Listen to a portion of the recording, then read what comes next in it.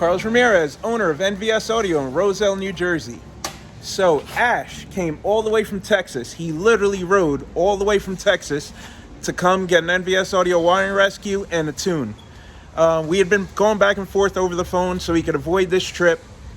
He found the shop locally that he thought could do the job for him. He got the bike back from the shop and nothing sounded right. One of the speakers wasn't playing, so he reached out to me.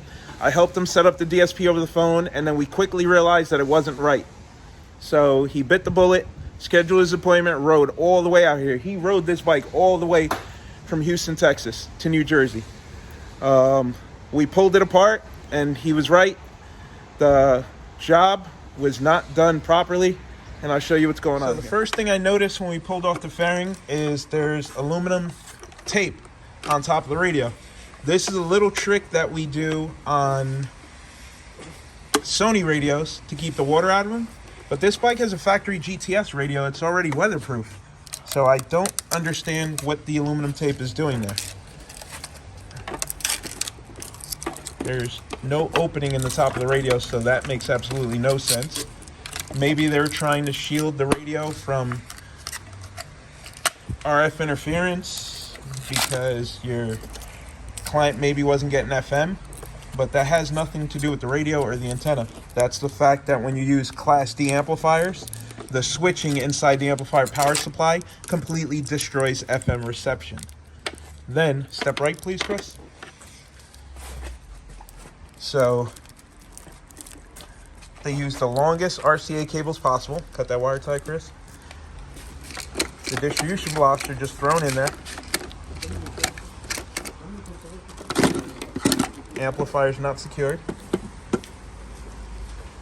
I understand the LED wiring is plug and play, but you know, a little bit of Tessa tape to dress this up a little bit and make it look like part of the factory harness. I get it, it's not part of the audio install, but come on, man. A little bit of tape or wire loom to dress that up a little bit. Look how ridiculously long these RCAs are, and I have no idea why there's two different brands of RCAs in here. So judging by the quality of the install, I'm not surprised that some of the speakers aren't playing. That's cool. It looks like they spliced the factory harness, but I'll know further once I get into there. These are my NVS Audio 12 dB tweeter crossovers. He purchased 2 sets. I only see 1 set installed because this bike has rear horns and horns underneath the radio. So let's see what they did with the other set. Should be interesting. Let's pull it apart, but I do not expect the install to get any better as I dive in further. I know it's frustrating working on these bikes and trying to jam all this equipment in the fairing, but a little more proper planning, this would have came out better. The DSP is just thrown in there. Now, the number one cause of equipment not working is improper impedance. So like bridging an amplifier and putting 2 speakers across the bridge channel is not designed for that. The second thing that destroys equipment the most on motorcycles is them not being bolted down. You end up with broken RCA connectors. You end up with wires getting intermittent connection and going in and out. And I believe that is the case on this one. Well, we're gonna keep diving deeper into it and see what's up. Another thing that bothers me when they install these DSPs is use a little bit of common sense. So USB dongle, this happens to be a ground zero DSP, but they're all the same.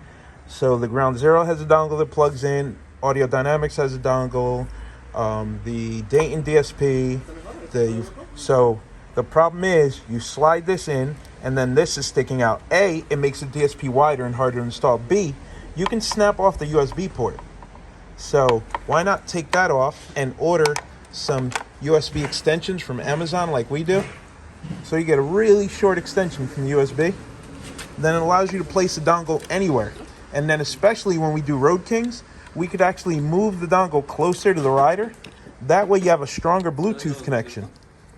So now you still have a good connection. It's still Bluetooth to the DSP, But now you can mount the dongle anywhere in the fairing or even in the pocket. So now the dongle's flexible. You can put it anywhere. You can put it in the pocket. You don't have to worry about snapping it off. And if you're really tight on space, we also have these in a right angle, which means the head is about this big. It's like $5-6 on Amazon. You can get it to your shop in 2 days and offer the client a better solution. See? Look at that. If the customer has weak Bluetooth signal, we can move it into the pocket. Here's a couple of things I don't understand. So we have the input harness for the DSP. Okay. Then it's supposed to be remote turn on input to the DSP and then remote turn on output to the amplifiers. That's not done because remote turn on input wire is not being used. Fine. And then they cut off the factory auxiliary plug wire. So now if the customer wants to do heated grips or something like that, that's where they plug into. And they completely cut that plug off. That's not cool. If you're going to do that, why didn't you splice into the harness and solder it and leave the factory plug intact? I went to try and pull the plug off the bike and I couldn't. And then you have your ground wire and you have a butt connector. Then you have a butt connector with 2 wires. Why not just solder 2 different leads onto here and eliminate all the butt connectors? And then if you had dressed up the harness and taped it up, I would have never seen it.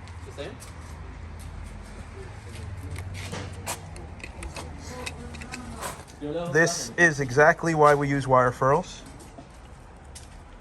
A, it doesn't look good to do it this way, and B, it's not, you can have random strands touch and short out the amplifier.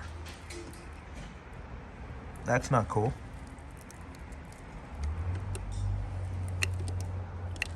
But they used one here. I guess maybe they ran out.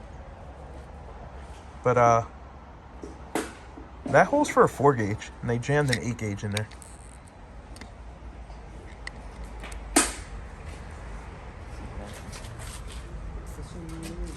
I'm still hunting for the other 2 crossovers. I don't think they used them, which sucks because the customer paid for them and they told him that they installed them. And they're not here. And then this needs to get cleaned up. So when they installed the speakers in Ash's bag, they didn't add Quick 10X, so there was no way to detach the saddlebags. The customer threw some quick connects on himself, so they ended up under the seat.